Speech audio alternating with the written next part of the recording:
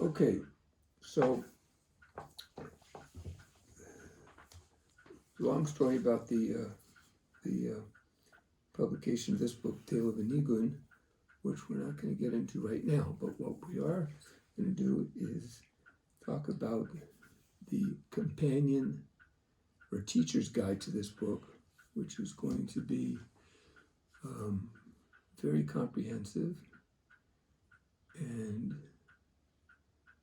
hopefully it'll be taught by many teachers, and word will get out about this poem and everything to be learned from it.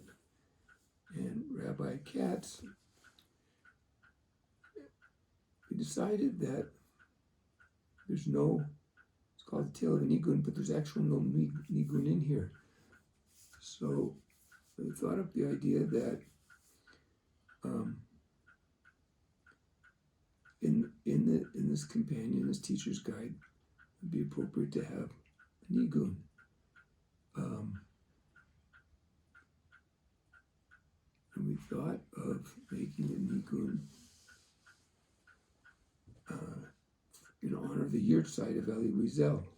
It's interesting, so when I was writing up the table of contents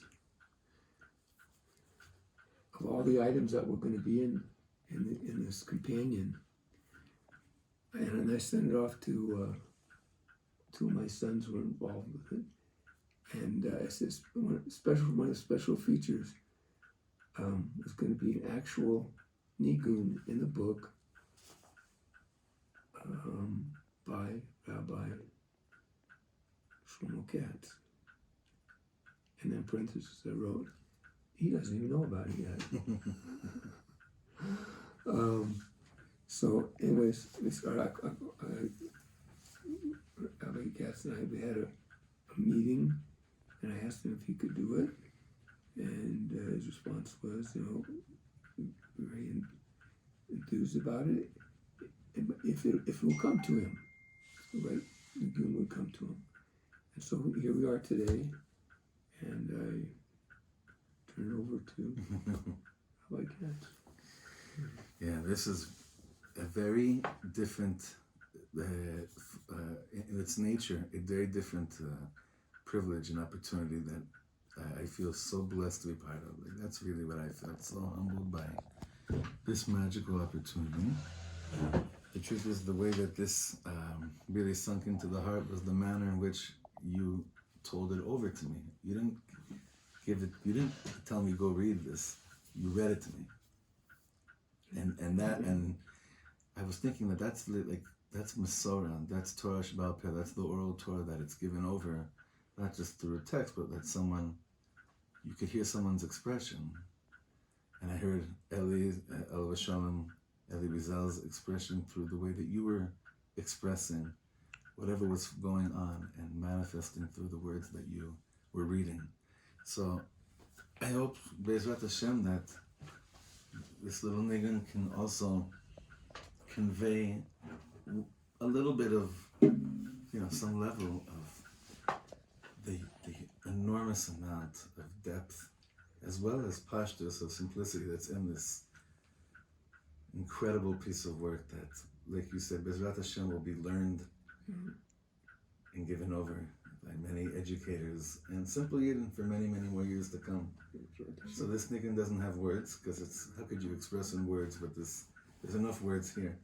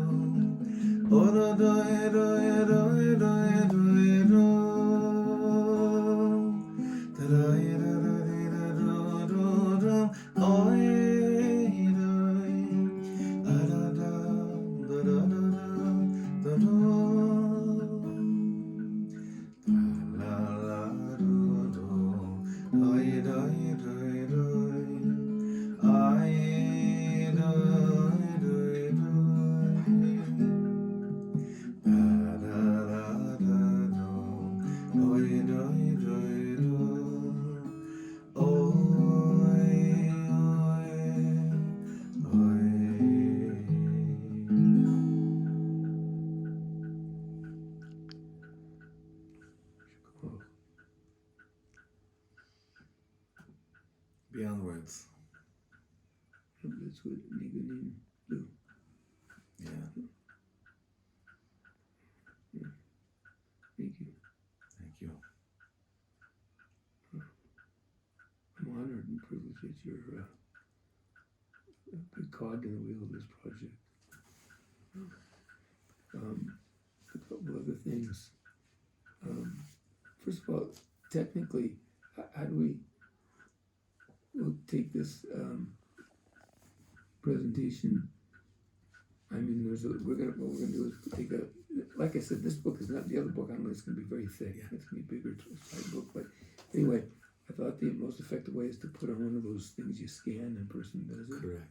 So do we get that from what we just recorded today, or is that something you're No, gonna we're have? gonna go to the studio. Okay. I'll lay it down properly. Okay. Mm-hmm. Okay. And we'll also have someone write up the musical notation of it to also Ah, put in great. there, because that'll be very easy for people to learn. Oh, wow. Yeah, That's that's what I great. was thinking. And when do you think that could be done? I'm gonna be in the studio next week, early next week. In terms of finding someone to write it out, I'll call out a friend. I wish I knew how to do it. I don't know how to do it. Okay. But now that it's here, we'll try to wrap this up. The Nigun's here. So Okay. yeah. But you're right. Rabbi Katz and Amichai, Israel's teacher, very close. Roommates. Yeah, I remember Yeah, you guys Yeshiva were mates mates. there in We got Pennsylvania. smicha together, yeah. Wow. So now here's something else I want to discuss with you, which is, you don't know about this at all, is that my friend in Chavruta, I learn with every day, in Chassidut, is Avram Rosen, and he was, I may have mentioned the name too, I'm not sure, he was the Elie Wiesel's first teacher's assistant at Boston, and he did this for 8 years, and they continued a very, very close relationship up until Elie Wiesel's end of days. And even once he made Aliyah, they had an agreement they would learn once a month on Rosh Chodesh. There was a very close, and no, in my opinion, no one knows more about Elie Wiesel's teachings and his thought and his historical biography, as well. And he has this like photographic memory. So I had mentioned to him about this nigun that you're going to be doing. And by the way, so this is going to be in there as the commemoration of Elie Wiesel's Yahrzeit, dedicated to this poem, of course.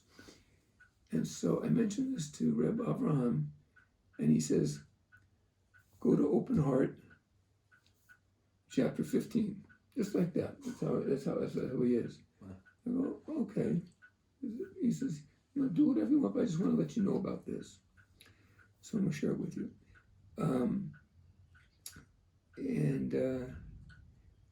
And so it talks about in here, this is basically his last will and testament. This is his last book he wrote. He thought he was going to die, and he ultimately died from this illness he had. But it's basically his last will and testament in here.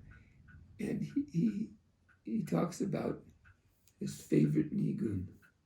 He says his most beautiful, most favorite is Ani Ma'amim.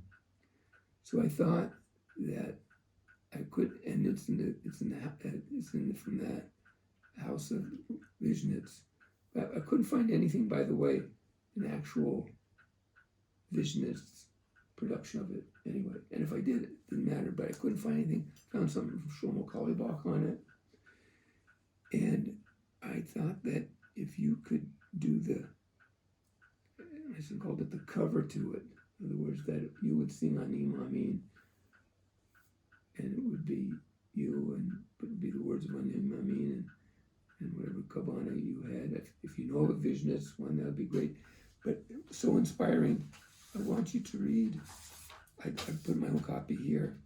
I want you to read yourself here, or you could read it out loud. In fact, while you read, it starts here. It says, what to say about Ani Ma'amin. And I think, in short, I think you need to read it twice, especially the last sentence. Wow. What to say about Ani Ma'amin? I believe in the coming of Mashiach, declared Maimonides, and we repeat it with him, even though he may be late, and he shall be so indefinitely. I shall go on waiting for him every day. It's a song of deep and gracious beauty. It speaks of a secret hope, without which life will become but a handful of dust. It's a song I learned at the Rabbi of Vizhnitz's court, to which my mother and I had journeyed to celebrate the Shabbos Shira, the morning service, during which we read of the miraculous Red Sea crossing. On that day, we had met the rabbi's nephew who had escaped. No one knew how, from a ghetto in Poland. At that time, Hungarian Jews had no inkling of the tragedy that was about to befall their communities. Auschwitz and Treblinka were unknown names to us. I'll continue just because I've read it a few times and I just want to get involved here as well. This nephew, what is he doing in my hospital room? Why did I see him now, just as I did long ago at his uncle's?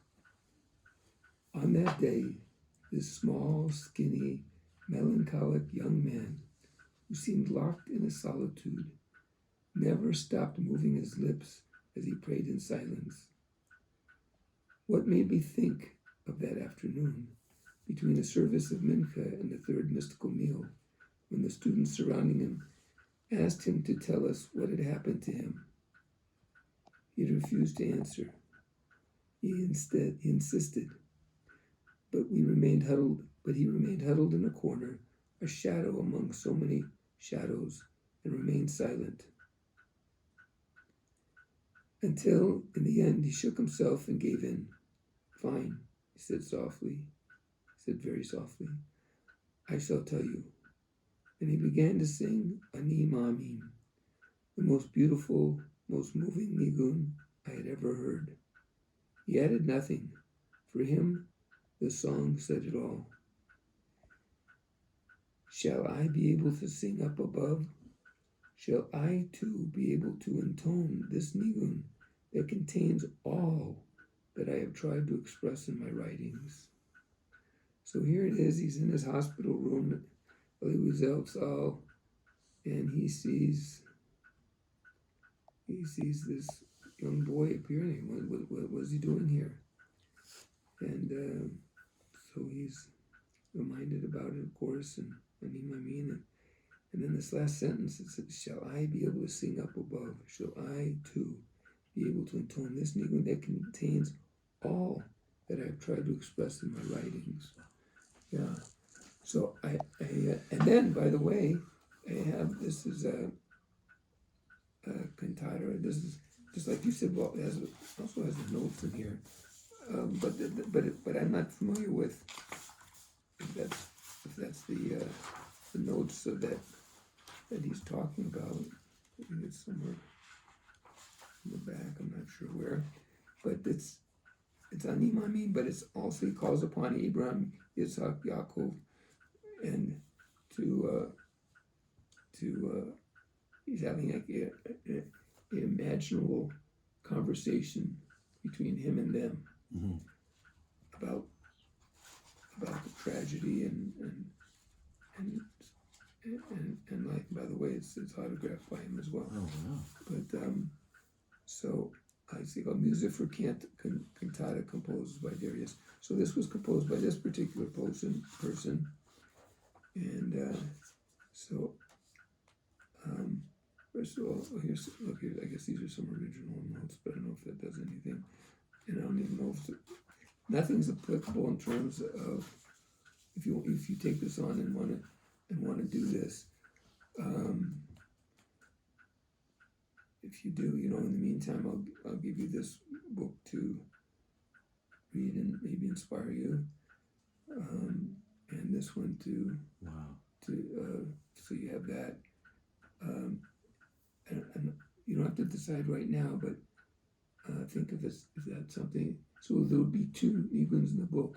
One, I mean, after I read this, I said to myself, seems only right and fitting to put his favorite nigun in Right. into the. I'm wondering if it's. Is it this one?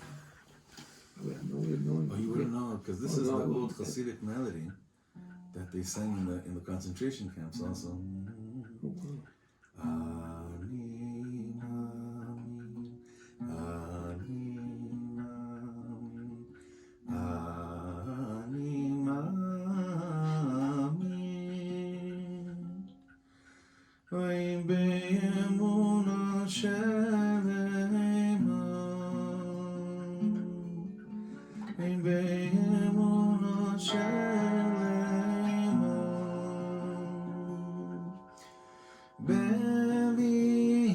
bevias HaMashiach, bevias HaMashiach, ani ma'amin. Bevias HaMashiach, bevias HaMashiach, ani ma'amin. Beautiful.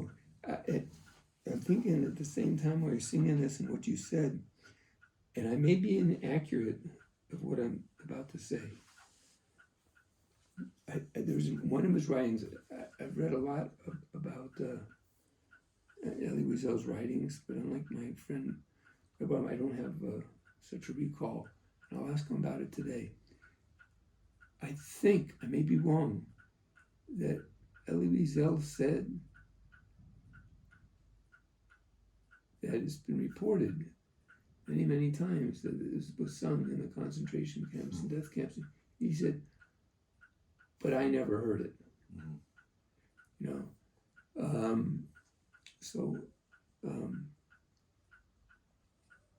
You'll ask but him.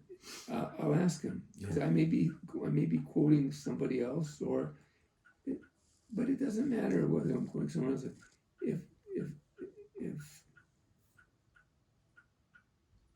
yeah, Well, we'll find out yeah. and we'll take it from there. Yeah. So, are you interested in doing that? To record that the Ani Mamin that he learned that Shabbos. Yeah. Yeah.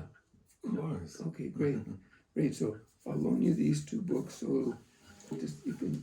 This one. I'll mark the page on this one. Chapter 15. And when I was first diagnosed with my illness, and I was going to get my first scan, I brought this book with me as my companion to help guide me through my journey. This was the first thing I took to read, and I read it there in the waiting room. Anyways, you'll see it starts on page 44 This here. is chapter 15, right? Yeah, chapter 15. So, but it's only, there's other things in chapter 15, of course, but okay. Wow, amazing. When When did this come out? when you're done, I want to give you a copy of this as well. So I'll sign it over to you. 73. Yeah. Oh wow, this is so beautiful. For his son, for Shlomo Elisha, son of Eliezer, son of Shlomo, son of Eliezer. Wow. I'm reprinting a book right now of the Sages and Dreamers, and the dedication in that book is to his mother and his father, and then he has another part of the book dedicated to Rabbi David Wiesel, and then another part dedicated to, he calls him Arav Shoshani. You heard of him? Shoshani? I may be pronouncing it wrong. Amazing figure in his life for many years. In his book, All Rivers Run to the Sea, he talks about him for about 10 pages, but these mystery people that knew like 15 languages, and he would like just appear on the scene and disappear, appear on the scene, disappear, and he'd sit people under trees and people would follow him and teach him. But he taught Elie Wiesel for a number of years, and he looked like a clown or a buffoon. He had a very temperamental approach to talking to people, talking to everyone. But he was one of these neshamas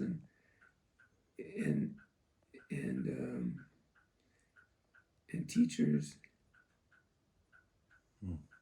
of like mystical proportions. I think like he went to go meet the Rebbe, and everybody's getting a minute or two, and Rebbe heard that Shoshani or something, and he was in there for over an hour. Wow. But you can find out about Shoshani. But anyways, Cool. I got off on a tangent, but it's an interesting one because not too many people know about Shoshani. Anyway, okay, so I'm honored that you could take on this part of the project. I'm almost finished. I have some photographs I'm looking to get, and then yours, and then it's ready to go out. Amazing. Yeah, So like I said, Esther Farbstein is involved with it, the article. Avram Rosen, and then we got some very interesting things in there because you talked about when you talked about in the beginning when we first sat down, you said something about like the poem was. And excuse me, I have to get a book here. There's something that made me think of this too, which is going to be in the book if I turn to the right page. So let's see here. Important excerpts that I've found.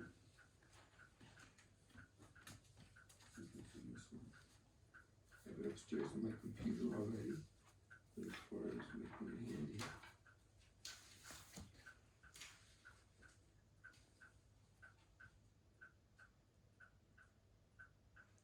Here we go. So I added to certain things, small things, but very important things that certain small things or written small things will be on a page by in itself. And this is one of them. We have 613 commandments. The last one is probably the most important because it includes all the others. Kitvu lechem et ashira azot. You must write this poetry. To be Jewish means to be a poet. There is poetry in the Jewish existence, and we are commanded to see its poetic dimension.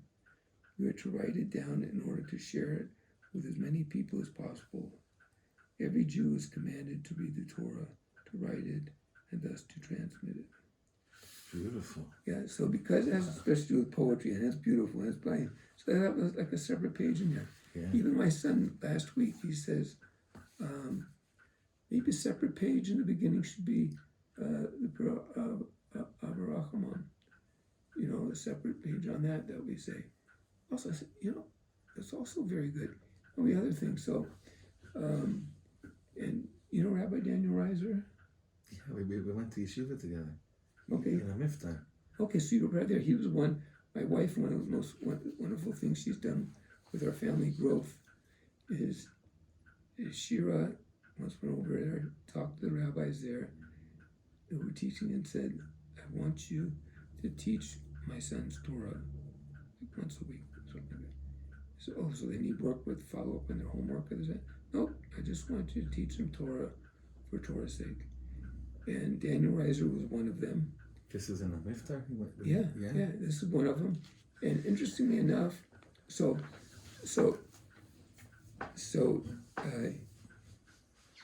he became, like long time now, forever friends of our family.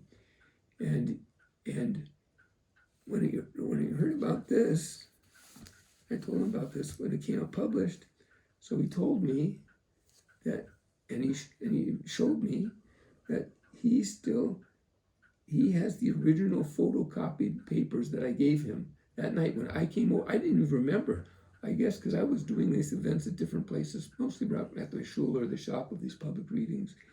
And so I guess one night I came out to Miftar to read it, and I forgot all about it. So he reminded me, and he pulled out, and he said, I've been teaching this since then. Wow. And then on Yom HaShoah, this past Yom HaShoah, he did a Zoom, and he started off with this reading the poem, and